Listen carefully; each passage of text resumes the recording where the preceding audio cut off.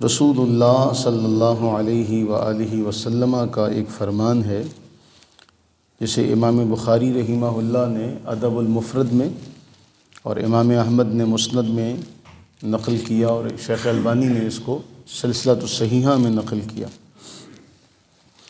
رسول اللہ صلی اللہ علیہ وآلہ وبارک وسلم نے ارشاد فرمایا کہ قیامت کے قریب ایسا ہوگا کہ صرف مخصوص لوگوں کو، جن کو آپ جانتے ہیں پہچانتے ہیں، صرف ان لوگوں کو سلام کیا جائے گا۔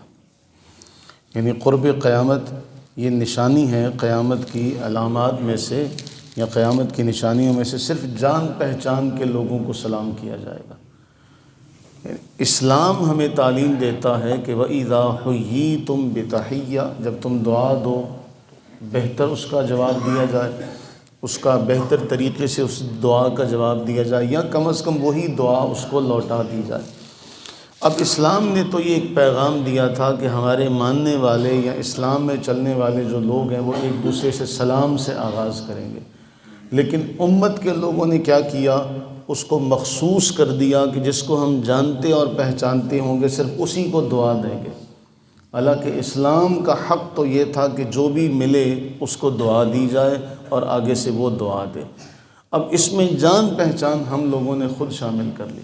اور پھر ایک اور روایت اس حوالے سے بہت اہم ہے کہ رسول اللہ صلی اللہ علیہ وآلہ وبارک وسلم نے ارشاد فرمایا، واضح طور پر صحیح مسلم کی یہ حدیث ہے، حضرت سیدنا ابو ہریرہ رضی اللہ تعالیٰ عنہ اس کو روایت فرماتے ہیں۔ اور اس سے پہلے اگر میں آپ کو وہ حدیث ایک اور سناؤں کہ جس میں نبی سرور عالم صلی اللہ علیہ وسلم کے حوالے سے عبداللہ بن سلام رضی اللہ تعالیٰ عنہ نے کیا فرمایا تھا کہ جب پہلی بار آپ علیہ الصلوۃ والتسلیم کا چہرہ انور دیکھا تو عبداللہ بن سلام رضی اللہ تعالیٰ عنہ نے فرمایا کہ یہ وہ چہرہ ہے جو جھوٹا نہیں ہو سکتا، یہ وہ چہرہ ہے جو کسی جھوٹے کا چہرہ نہیں ہو سکتا۔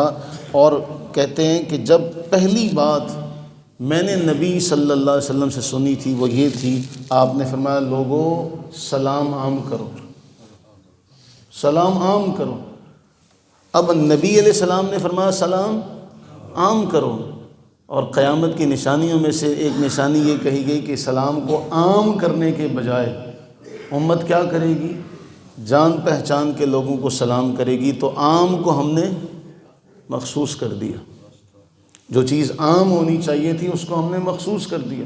اس حوالے سے جو مسلم کی حدیث میں نے آپ سے ذکر کی تھی وہ یہ ہے، اللہ کے نبی سرور عالم صلی اللہ علیہ وآلہ وبارک وسلم نے ارشاد فرمایا، تم جنت میں تب تک نہیں جا سکتے جب تک تم مومن نہ ہو جاؤ۔ لا تدخلون الجنہ حتی تؤمنوا، جب تک تم مومن نہ ہو جاؤ جنت میں نہیں جا سکتے۔ فرمایا اور اس وقت تک تم مومن نہیں ہو سکتے جب تک تم آپس میں ایک دوسرے سے محبت نہ کرو۔ کتنی حسین تعلیم ہے کہ جنت میں جانا چاہتے ہو ایمان شرط ہے، ایمان چاہتے ہو آپس میں محبت شرط ہے۔ ایک دوسرے سے محبت نہ جب تک کرو مومن نہیں ہوگے، مومن نہیں ہوگے جنت میں نہیں جا سکو گے۔ جنت میں جانا چاہتے ہو ایمان والے بنو، ایمان والے بننا چاہتے ہو آپس میں محبت کرو۔ فرمایا اولا ادلکم علی شیء اذا فعلتموہ تحاببتم، میں تمہیں وہ چیز بتاؤں، میں تمہیں وہ عمل وہ وظیفہ بتاؤں جس کے کرنے سے تم آپس میں ایک دوسرے سے محبت کرنے لگو گے۔ عرض کی جی بتائیے۔ فرمایا افشوا السلام بینکم، آپس میں سلام عام کرو۔ اب اس سلام کا مقصد کیا ہے؟ ایک دوسرے کو دعا دینا، ایک دوسرے سے دعا لینا۔ اس کے پیچھے کوئی غرض نہیں ہے، کوئی مفاد نہیں ہے، لیکن ہم لوگوں نے اس سلام کو بھی مفاد کا، غرض کا ذریعہ بنا دیا۔ تو ہم نبی سرور عالم صلی اللہ علیہ وآلہ وبارک وسلم کی تعلیم کے حوالے سے کہاں کھڑے ہیں؟ آج ہمارے ملک میں الیکشن ہونے جا رہے ہیں، جیسے بھی ہیں، باہر طور ایک ذریعہ تو ہے نا، اور اس میں ہم نے کیا بنایا ہے کہ ہم نے اس کو حق اور باطل کا مارکہ بنا لیا۔ گویا یہ کفر اور اسلام کی جنگ ہے، یہ کفر و اسلام کا مارکہ ہے، حالانکہ اس میں کوئی تعلق نہیں ہے، نہ ایسا کوئی معاملہ تھا کہ اس کو کفر و اسلام کا مارکہ بنا لیا جاتا۔ ایک دوسرے کے اوپر ایسی بے جا الزامات کی بوچھاڑ ہے کہ الامان والحفیظ، اس کو ثابت کرنے لگیں تو کہاں سے ثابت کریں گے؟ ہم اگر اس کو ثابت کرنے لگیں تو کہاں سے ثابت کریں گے؟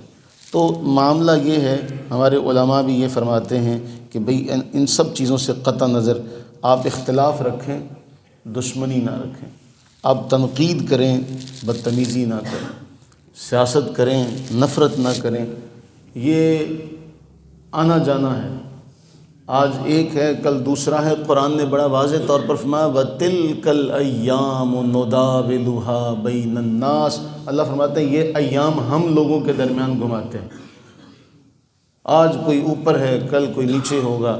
یہ دن اور رات کی گردش ہمیں بتاتی ہے کہ یہ اوپر نیچے زوال عروج کا سفر چلتا رہے گا، لیکن اس کا یہ معاملہ نہیں کہ ہم آپس کے تعلقات کو خراب کریں، آپس کی رشتہ داریوں کو خراب کریں، آپس کے احترام کو خراب۔ ایک رائے ہے، کسی کی رائے کسی کے ساتھ ہے، کسی کی رائے کسی کے ساتھ ہے، لیکن اس کا ہمارے اسلام سے کوئی تعلق لینا دینا نہیں کہ ہم اس کو اپنے لیے اسلام کا ایک مسئلہ بنا لیں کہ میں نے اس کو سلام نہیں کرنا، یہ فلاں پارٹی سے۔ میں رات کی آپ کو بات بتاؤں، آپ حیران ہو جائیں گے، ہم لوگوں کی تنگ نظری کا عالم یہ ہے۔ مجھے رات ایک صاحب کا ایک میسج موصول ہوا، وہ کہنے لگے جی ہمارا گھر جو ہے نا بڑا ایک عامیانہ سا ہم زندگی گزارتے ہیں، تو مجھے ایک صاحب نے نوکری پر لگایا تھا، پہلے وہ ہمارا خرچہ اٹھا رہے تھے، نوکری پر لگایا تھا، اب میری کہتے ہیں دوستوں کے ساتھ کوئی ایفیلیشن تھی، وابستگی تھی، تو میں نے کہا میں فلاں جماعت کی حمایت کروں گا، تو جنہوں نے مجھے نوکری پر لگایا تھا ان کا فون آ گیا کہ تم ووٹ کس کو دو گے؟ میں نے کہا جی میں فلاں کو دوں گا۔ اچھا، اگر تم نے ووٹ میری مرضی کے مطابق نہیں دیا تو پھر ہفتے والے دن کام پہ نہ آنا، تم یہ سمجھو کہ تمہیں وہاں سے نکال دیا گیا۔ تو وہ کہتا ہے کہ کیا ہم نیکی اس لیے کرتے؟ تو عزیزان، قرآن نے ہمیں ایک واضح طور پر ذکر کیا تھا کہ نیکی کرنے کا مقصد کیا ہے، کسی کے ساتھ خیر کرنے کا مقصد کیا ہے۔ اب ہمارے ملک میں کیا ہوتا ہے؟ ہمارے ملک میں نوٹوں کی سیاست ہوتی ہے، حالانکہ یہ حرام ہے۔ علماء ذی وقار نے اس پر حرام کا فتویٰ دیا کہ نوٹوں کے ذریعے سے اگر کوئی ووٹ خریدتا ہے، بیچتا ہے، یہ حرام کام کرتا ہے۔ تو حرام کام کر کے کیا سمجھتے ہیں ہم کہ ہم اللہ تعالیٰ کے حضور سرخرو ہو جائیں گے؟ میں نے پہلے ذکر کیا یہ ایک آپ کی ایک اختیار ہے، ایک آپ کی ایک رائے ہے، آپ کسی کو بھی اپنی رائے دے سکتے، کسی کے حق میں بھی دے سکتے، کسی کے خلاف بھی دے سکتے، لیکن یار لوگوں نے اس کو کیا بنایا؟ اس کو انا کا ذریعہ بنایا۔ اب میں ایک اور بات کر کے بات سمیٹوں، ہم مذہبی طور پر بھی تقسیم ہوئے کہ یہ فلاں فرقے کی مسجد ہے، یہ فلاں فرقے کی مسجد ہے، یہ فلاں فرقے کی مسجد ہے۔ اب ہر بندہ ڈھونڈتا ہے یہ میرے فرقے کی مسجد ہے تب میں اس میں جاؤں گا، یہ میرے فرقے کی مسجد ہے تب میں اس میں جاؤں گا۔ کہیں دیکھ لیں جا کے، اب کسی علاقے میں جاتے تو ہم جا کے پوچھیں گے کہ ساڈی مسجد کتنے ہے؟ قرآن نے تو فرمایا تھا مسجدیں اللہ کے لیے ہیں، مسجدیں اللہ کا گھر ہیں، مسجدیں تعمیر کرنے والے ایمان والے ہیں، جو اللہ پر ایمان رکھتے ہیں، یوم آخر پر ایمان رکھتے ہیں، نماز قائم کرتے ہیں، زکوٰۃ دیتے ہیں، یہ ان لوگوں کا کام ہے۔ ہم نے اس کو بھی تقسیم کر دیا، تو وہ اللہ تعالیٰ کی مسجدیں کہاں سے رہ گئی؟ مذہبی طور پہ ہم تقسیم ہوئے، سیاسی طور پہ تقسیم ہوئے، دشمن کو ہم پر موقع ملا انگلیاں اٹھانے کا، اس نے کہا میں نے ان کو ہر محاذ پر تقسیم کر دیا۔ تو اللہ سے یہ دعا کریں اللہ تعالیٰ خیر و عافیت سے آج کا دن گزارے۔ اللہ تعالیٰ نے جن کو کامیابی عطا فرمانی اس کے علم میں ہے، دوسرے لوگ یہ کریں کہ اس کو دل سے تسلیم کریں اللہ نے تجھے عزت عطا فرمائی۔ اللہ کی مرضی کے بغیر تو نہیں نہ ہو سکتا، اللہ تعالیٰ کی مرضی اور منشا کے بغیر تو نہیں ہو سکتا نا۔ جسے اللہ نے عزت عطا فرمائی اس کو مان لیا جائے، ٹھیک ہے تجھے اللہ نے عزت عطا فرمائی، ہم کھلے دل سے اسے تسلیم کرتے ہیں، بجائے اس کے کہ اس کو انا کا ذریعہ بنایا جائے، اسے لڑائی کا ذریعہ بنایا جائے۔ گھروں میں پرسوں مجھے ایک بتانے لگے جی ماں اور بیٹا آپس میں لڑ رہے ہیں، جی میں فلاں جگہ پر ہوں، میں فلاں جگہ پر ہوں، وہ ایک دوسرے سے لڑائی کرتے ہیں۔ اب وہ ماں کہتی میں نے تجھے پالا نہیں ہے، وہ کہتا میں کماتا نہیں ہوں۔